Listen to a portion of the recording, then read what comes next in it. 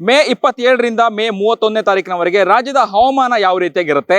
ಅಕಾಲಿಕ ಮಳೆ ಬರುವಂತಹ ಮುನ್ಸೂಚನೆ ಇದೆಯಾ ಅಥವಾ ಯಾವ ರೀತಿಯಾದಂತಹ ಬದಲಾವಣೆಗಳಂದ್ರೆ ಹವಾಮಾನದ ವೈಪರೀತ್ಯ ಯಾವ ರೀತಿಯಾಗಿ ಆಗತ್ತೆ ಅಥವಾ ಯಾವ ಜಿಲ್ಲೆಯಲ್ಲಿ ಹೆಚ್ಚು ಬಿಸಿಲಿನ ತಾಪಮಾನ ಉಷ್ಣತೆ ಇರುವಂತದ್ದು ಇದೆಲ್ಲದರ ಬಗ್ಗೆ ಮಾಹಿತಿ ಕೊಡಲಿಕ್ಕೆ ನಮ್ಮೊಂದಿಗೆ ಹವಾಮಾನ ಇಲಾಖೆಯ ಹಿರಿಯ ನಿರ್ದೇಶಕರು ಹಾಗೆ ವಿಜ್ಞಾನಿ CS ಪಾಟೀಲ್ ಅವರು ಕರ್ನಾಟಕ ಟಿವಿ ಒಂದಿಗಿದ್ದಾರೆ. ಅವರಿಂದ ನಾವು ಮಾಹಿತಿಯನ್ನು ಪಡ್ಕೊಳ್ಳೋಣ.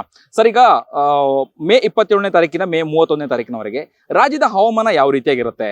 ಅಂದ್ರೆ ಅಕಾಲಿಕ ಮಳೆ ಬರುವಂತಹ ಮುನ್ಸೂಚನೆ ಏನಿದೆಯಾ ಅಥವಾ ಈ ಬಾರಿ ಏನಾದರೂ ಮಾನ್ಸೂನ್ ಬೇಗ ಪ್ರಾರಂಭ ಆಯ್ತಾ ಅಥವಾ ಯಾವ ಜಿಲ್ಲೆಯಲ್ಲಿ ಹೆಚ್ಚು ಉಷ್ಣಾಂಶ? ಒಟ್ಟಾರೆಯಾಗಿ ಹವಾಮಾನದ ವರದಿಯನ್ನು ತಿಳಿಸೋದಾದ್ರೆ ಕರ್ನಾಟಕದ ಕರಾವಳಿ ಹಾಗೂ ಉತ್ತರ ಒಳನಾಡಿನ ಜಿಲ್ಲೆಗಳಲ್ಲಿ ಮೇ 27ರಿಂದ ಮೇ 31ರವರೆಗೆ ಕೆಲವು ಕಡೆ ಮಾತ್ರ ಅಂದರೆ 25%ಕ್ಕಿಂತ ಕಡಿಮೆ ಪ್ರದೇಶದಲ್ಲಿ ಹಗುರದಿಂದ ಸಾಧಾರಣವಾಗಿ ಮಳೆಯಾಗುವ ಸಾಧ್ಯತೆ ಐತಿ. ಮಳೆಯ ಜೊತೆಗೆ ಗುಡುಗು ಮಿಂಚು ಇರಲಿದ್ದು ಅದರ ಜೊತೆಗೆ ಗಾಳಿಯ ವೇಗ ಪ್ರತಿ ಗಂಟೆಗೆ 30ರಿಂದ 40 ಕಿಲೋಮೀಟರ್ ಇರುವ ಸಾಧ್ಯತೆಗಳದಾವು. ಕರ್ನಾಟಕದ ದಕ್ಷಿಣ ಒಳನಾಡಿನ ಜಿಲ್ಲೆಗಳಲ್ಲಿ ಕೆಲವು ಕಡೆ ಅಂದರೆ 50%ಕ್ಕಿಂತ ಕಡಿಮೆ ಪ್ರದೇಶದಲ್ಲಿ ಗುಡುಗು ಮಿಂಚು ಸಮೇತವಾಗಿ ಮಳೆಯಾಗುವ ಸಾಧ್ಯತೆ ಐತಿ.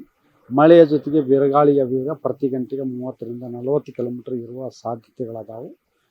ಮತ್ತು ಉತ್ತರ ಒಳನಾಡಿನ ಜಿಲ್ಲೆಗಳಲ್ಲಿ ಬೀದರು, ಕಲಬುರಗಿ, ಯಾದಗಿರಿ, ರಾಯಚೂರು, ವಿಜಯಪುರ, ಬಾಗಲಕೋಟೆ ಈ ಜಿಲ್ಲೆಗಳಲ್ಲಿ ಉಷ್ಣಾಂಶ ಸುಮಾರು 38ರಿಂದ 40 ಡಿಗ್ರಿ ಸೆಲ್ಸಿಯಸ್ ಇರುವ ಸಾಧ್ಯತೆಗಳದಾವು.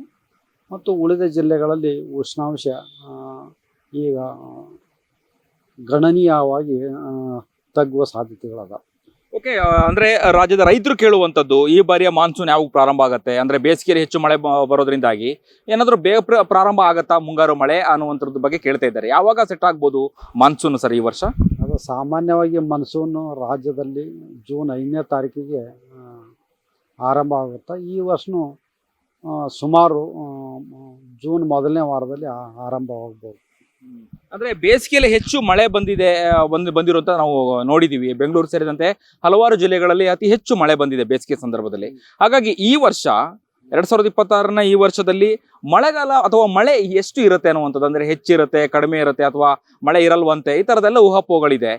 ಆಸ್ ಎ ವಿಜ್ಞಾನಿಯಾಗಿ ನೀವು ಏನ್ ಹೇಳಲಿಕ್ಕೆ ಬಯಸ್ತೀರಿ? ಹವಾಮಾನದ ಬಗ್ಗೆ ನಾವು ಪ್ರತಿದಿನನೂ ಕೂಡ ಕರ್ನಾಟಕ ಟಿವಿಯೊಂದಿಗೆ ನೀವು ಮಾಹಿತಿಯನ್ನು ಹಂಚಿಕೊಂಡಿದ್ರಿ, ವರದಿಯನ್ನು ಕೊಡ್ತಾ ಇದ್ರಿ. ಈ ವರ್ಷದ ಮಳೆ ಹೆಚ್ಚಿರುತ್ತಾ ಅಥವಾ ಕಡಿಮೆ ಇರುತ್ತಾ? ಈ ವರ್ಷ ಕರ್ನಾಟಕ ರಾಜ್ಯಾದ್ಯಂತ ಕೆಲವು ಜಿಲ್ಲೆಗಳಲ್ಲಿ ವಾಡಿಕೆಗಿಂತ ಕಡಿಮೆ ಆಗ್ಬೋದು ಅಥವಾ ವಾಡಿಕೆಯಂತ ಮಳೆ ಬರೋ ಸಾಧ್ಯತೆಗಳದಾವು.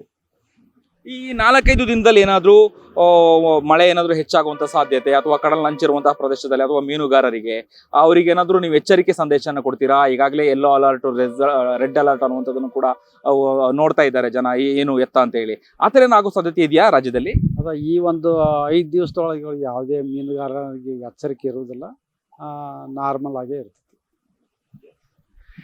ಇದಿಷ್ಟು CS ಪಾಟೀಲ್ ಅವರ ಮಾಹಿತಿಗಳಾಗಿತ್ತು. ಕ್ಯಾಮ್ರಾ ಪರ್ಸನ್ ಅಭಿಲಾಷ್ ಜೊತೆ ಅಭಿಜಿತ್ ಗಣೇಶ್, ಕರ್ನಾಟಕ ಟಿವಿ, ಬೆಂಗಳೂರು. ನೀವು ಸಣ್ಣ ಆಗ್ಬೇಕಲ್ವಾ? ಅದು ಒಂದು ಉತ್ತಮ ಆಹಾರದಿಂದ ಸಣ್ಣ ಆಗ್ಬೇಕಲ್ವಾ? ಪ್ರತಿದಿನ ನಮ್ಮ ಜೀನಿ ಸ್ಲಿಮ್ ನ ಯೂಸ್ ಮಾಡಿ ಯಾವುದೇ ಸೈಡ್ ಎಫೆಕ್ಟ್ ಇಲ್ದಂಗೆ ನೀವು ಸಣ್ಣ ಆಗ್ತೀರಾ.